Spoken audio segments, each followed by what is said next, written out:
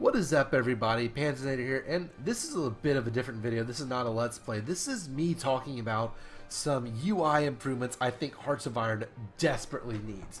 So, I have a couple that I'm going to go over, and the first one is going to be airplanes. So, okay, so we have our fighters, whatever, you can click around and get range or whatever. We can send them to New York, and if we click on New York, we can see some of them have limited range or whatever.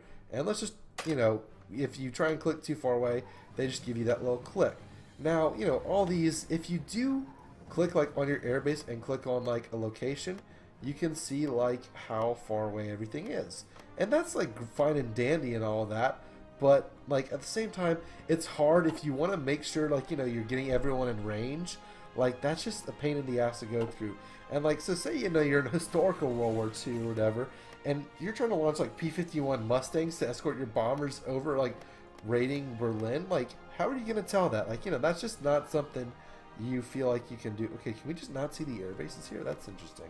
Okay, but that's not something that you can do. However, so say we go to the naval war. If we want to assign these submarines, look, they have like this like little red shaded out area to let you know how far away like your ships can and cannot reach, and it's because of like all your naval, how far you are from the nearest naval base. Now I understand like technically there are airfields everywhere or whatever, but planes don't work the same way as ships do. Planes take off from a runway, they attack, and then they land, or maybe or they do lots of different things. Like maybe they can launch and do one way and all that. But the point is, airplanes, we need an equivalent of like this like red zone for aircraft. And like maybe if you select a mixed group, maybe different color shadings, like maybe anything shaded red the fighters can't reach, but the bombers can reach everything that's not shaded like yellow or orange or whatever. Some system like that. Now this brings into account kind of a transition to the next one, the next thing I want to address, which we're planning on just destroying New Brunswick. So let's look here.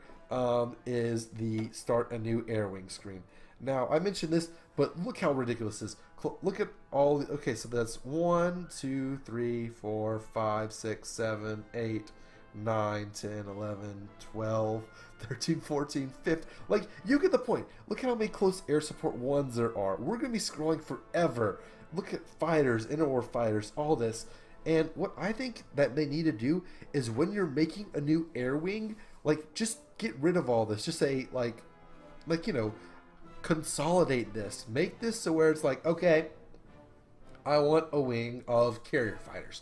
Never do that. That's bad. Like, I can talk about that in another video, but like say heavy fighters. I don't need all these different listings of heavy fighters. And like especially this is a weird example being the states mod, the US states mod, which none of this has to do with the mod, by the way. I think that y'all got that.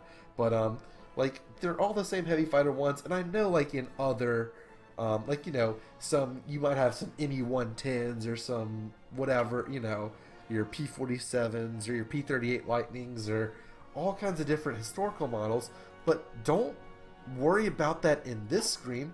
That's what this screen is for. This screen where you click on like your fighters and you can see where they are. But like look, there's all so many close air support ones. So that's just one thing. I think whenever you're making an air wing, how it needs to work out is you just have like a button, like instead of all these listings like fighters, close air support, naval bombers, and then you just pick how many of that type of plane, and then like if you want to micromanage and control where your new planes go, where your old planes go, where all that goes, you do that in this thing, this priority. If it's high priority, it will always receive the newest models. If it's low priority, it'll always have the lowest models. If it'll always sacrifice its for higher. Basically, always have a lower priority, sacrifice newer units for a higher priority, and that's fine. Like I don't need to know that I have like 3 of this plane and 5 of that plane and all that. What I want to know is how many fighters. I don't care what kind they are or any of that. And like if you need, like put the sorting mechanism somewhere else, because the AI automatically replaces your fighters anyway. So you might as well, if it's gonna do that, you might as well have us just selecting what type of wing it is. Maybe even just or just some other system that's more streamlined than this garbage. So like this, like look, one of this close air support one. I don't need to know that. I need to know how many close air support planes I have, like in this screen or in this screen, or like. But these are the number of wings. But like, you get the idea. You kind of get what I'm saying there. So we've stuck to that one for a while. Now let's move on to that one. So we covered the air range. We covered the air screen. Now I want to get to the production screen. We have 799 factories. Like this, the game, the production screen is fine when lower level, but it does not scale well at all. So let's just do infantry equipment and add, and infantry equipment and add. And if we keep keep adding to the bottom, they'll be all over the place. They'll be disorganized and all that.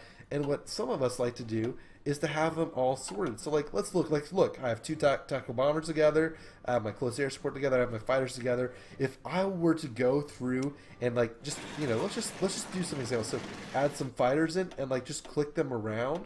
Like that is just not something fun worth doing. Like to keep them all consolidated. And like the fact that we're a minor power and all these are just black silhouettes makes it even more confusing. So what I feel like they should do here now, first of all, again, like the air screen or whatever, they don't have. I don't want Paradox doesn't have to use my suggestion, but here it is anyway. What you should have is a line for each type of equipment, like so. But instead of having like these boxes that you fill in or whatever, there should be a clicker. Kind of like in this, how you can control how many forts are made and how many forts are are not queued up, but maybe a little different, maybe look a little better, and then maybe have the production efficiency cap like look a little different. I don't know how it would go with that because adding and subtracting factors and all that. But what you should be able to do is just have a line of equipment and say I wanted more infantry equipment. Just click, do all that sort of thing. Excuse me. I'm pretty sure they could get. Paradox could get the AI to, if you reassign factories, like take some, like for what I did in the Let's Play is I had 2 lines of light tanks, 2 lines of light self-propelled artillery, but whenever I started building mediums, I switched one of each to their medium counterparts. Now, an issue would be figuring out which factories have the, you don't want to ruin that much production efficiency, which I think Paradox could easily program it how it automatically takes the factories of the lowest efficiency. That's something down the line, but having to scroll down this, like we just have 237 factories and 60 excuse me, 60 ships going, or 60 naval dockyards going. Imagine if we assigned all of these, it would take forever. It would just be a pain. So the production screen needs to be reworked. It's good at lower levels, but it just does not scale well. So we've covered air range, we've covered air wings, we've covered the production screen. Now the last one that I can think of right now, I might have had a list of these, but I just thought I finished recording an episode. It's a great opportunity because I have the perfect scenario, having just capitulated a big faction and having a lot of factories to demonstrate or whatever. What also needs to happen is, now this is not nearly as crucial. I think it's fine kind of the way it is, but it would be nice if there was like a system to design fleets and fleet compositions, and so that way you would know. So say you have your big fleet, I have this fleet of just this escort fleet of 5 light cruisers and 10 destroyers meant for nothing but sub hunting.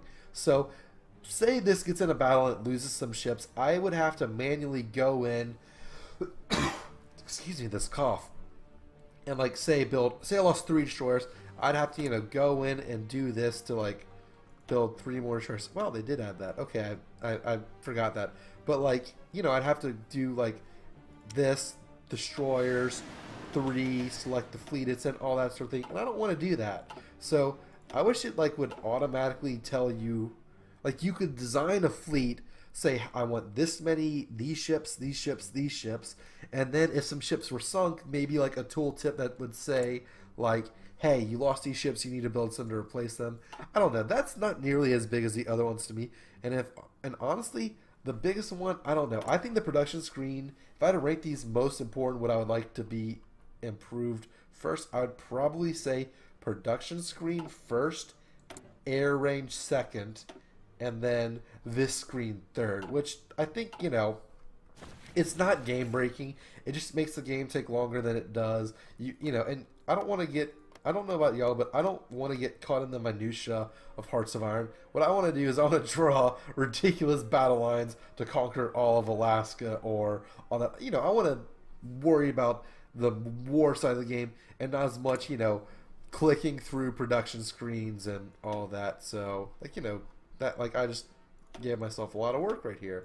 So, and another alternative that would kind of be more of a band-aid than a solution would be like being able to assign like where it is in the line or that sort of thing, or being able to add them in between. But that's, you get what I'm saying whenever I complain about like where things are on this list and that sort of thing.